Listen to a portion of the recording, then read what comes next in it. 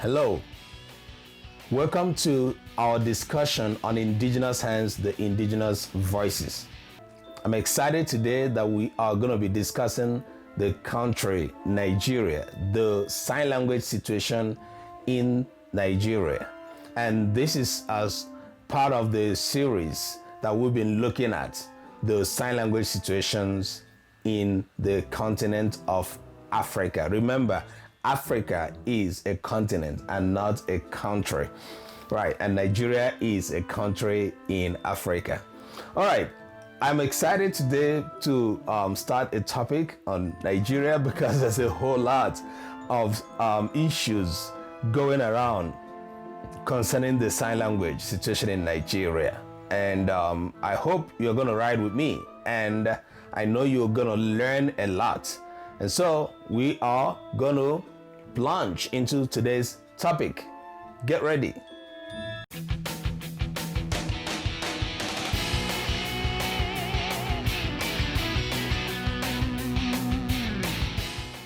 All right.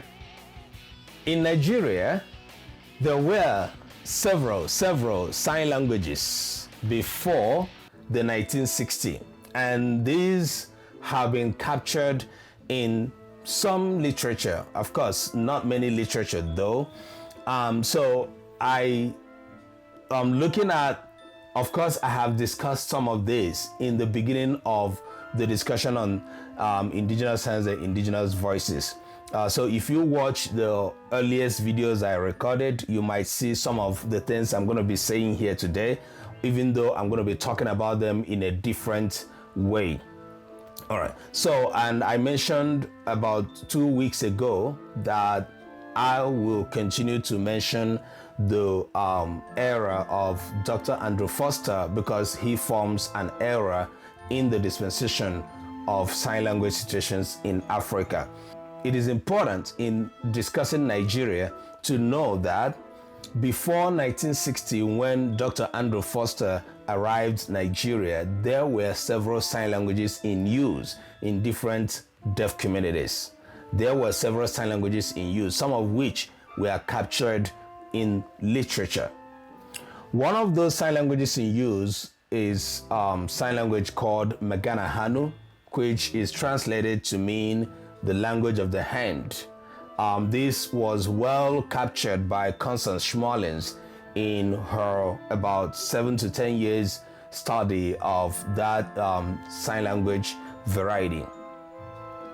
Another sign language variety that was in use is the Bura sign language, which allegedly was now discovered by Roger Blanche and his team when they were doing a different work, and they ran into the sign language of that community, and some part of it was kind of recorded, and until today we've not seen any other literature that has recorded additional information on the Bura sign language. But Bura sign language seems to be making wave. When you hear sign languages in Africa on literature, most of the times it is being captured, but not much is being said about it. Even I have not encountered the language much more than I have seen in literature. Another variety of sign language in use before the arrival of Dr. Andrew Foster was the sign language used around the then Benin Kingdom. And this was well captured by Miles 2004-2005, when Miles was talking about the purchase of deaf signers into the Ottoman's kingdom in Turkey, and that deaf signers and probably hearing signers, I wouldn't know, were bought and they were transferred to the Ottoman's kingdom in Turkey, which today we keep wondering why there was an elaborate use of sign language in that kingdom. Could it be that the king of the Ottoman's kingdom was deaf, who was so interested in sign language then that signers were being bought to serve in the court? Or could it be that was the king's strategy or legacy? He wanted to promote signing over and above speech. Well, there's no much information than what we have already known about what was going on in that kingdom. But the sign language used around the Benin Kingdom was a popular one. There was no particular one pinpointed or named in literature, but there is an account that suggests that Benin Kingdom had an elaborate deaf community that used an organized or a developed sign language system. If we go by the study of Orie, at least one of those few that have looked into the sign languages in the Southwest, we will believe that the sign languages in the Southwest were also in use before the arrival of Dr. Andrew Foster, even though there were none mentioned by their name. Equally, sign languages in the Southeast that were in use were not particularly mentioned by their name. But by virtue of our studies today, we are discovering some of those sign languages in use that have nothing to do with the school sign language. And also by virtue of our studies today, we can comfortably now believe that the Mogejingiri sign language was in use before the arrival of Dr. Andrew Foster. So if you put all these things together, you'll be able to understand that there were several sign languages in use before the era of Andrew Foster, which began in 1960.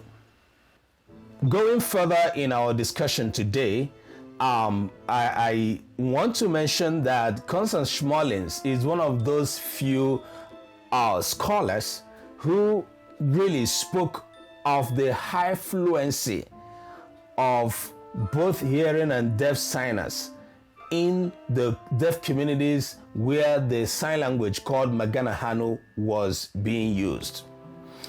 And in addition to mentioning the high fluency, the high level of use of sign language in this deaf community, Schmollins talked about what I call the great linguistic shift of Africa.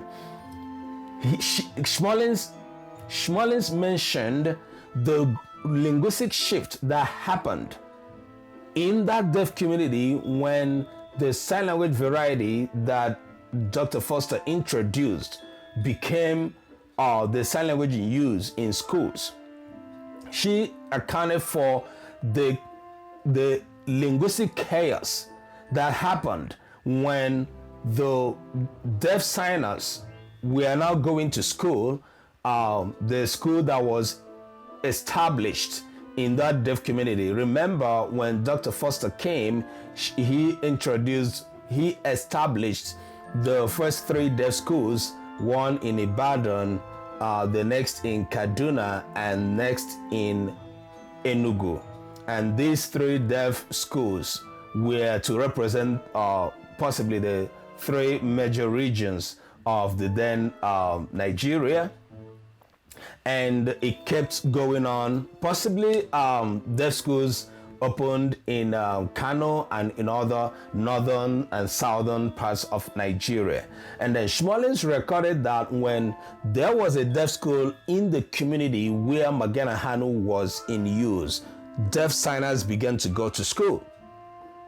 And there seemed to be some kind of confusion when they came back to the community to communicate with the other deaf people who were not going to school, and they were signing differently. Okay, so it was like, what the heck are you signing? Where did you get that from? And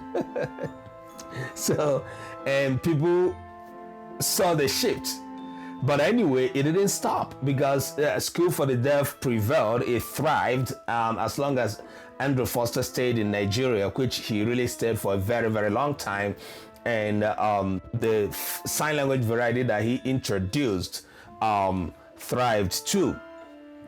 There was no record, and there's no record we have seen so far that suggested that Dr. Foster embraced any of these sign language varieties that he met on ground in Nigeria. And this is, very significant in our study. And of a truth, I wouldn't be in a hurry to lay any blame on Dr. Andrew Foster for one particular reason, which is he was never a linguist.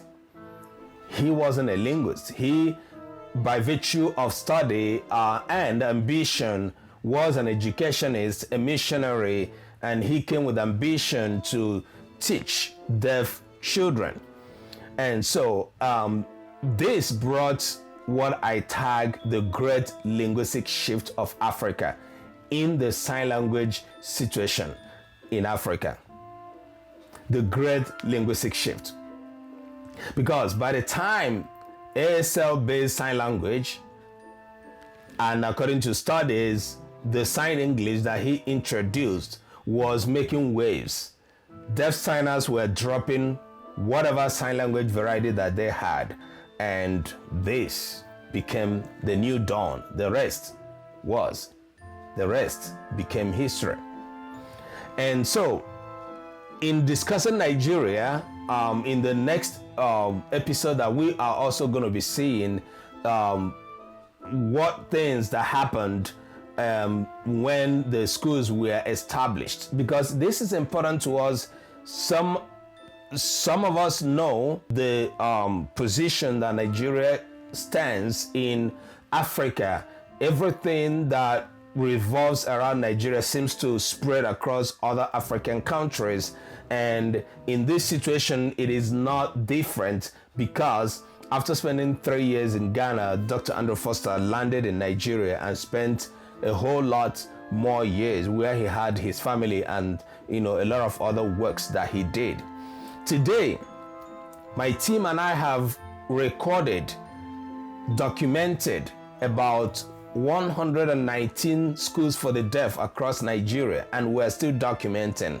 A few years back, you remember when we were asking you to bring an entry of the deaf school in your area. We're still doing that. That work is still going on.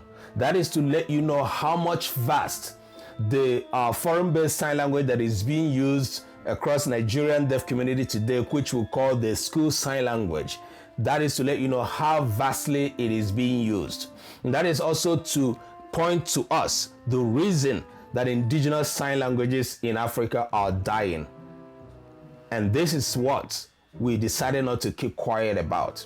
And there is hardly any other place where this discussion is had, or where you can hear more of this being stressed and brought out in this way, other than in the indigenous hands, the indigenous voices.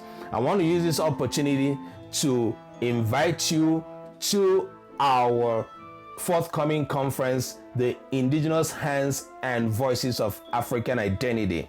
If you want to send your abstract, the date has been extended to the 15th of November. So lucky you signed this out and you got lucky. So you can now send your abstract. The former deadline was October the 31st. So send your abstract, attend this conference, and hear more about the indigenous sign languages of Africa and also about our work. This is the Indigenous Hands, the Indigenous Voices, brought to you by Save the Deaf and Endangered Languages Initiative. Next week, we will continue with Nigeria. And until then, I want you to be safe wherever you are. Bye.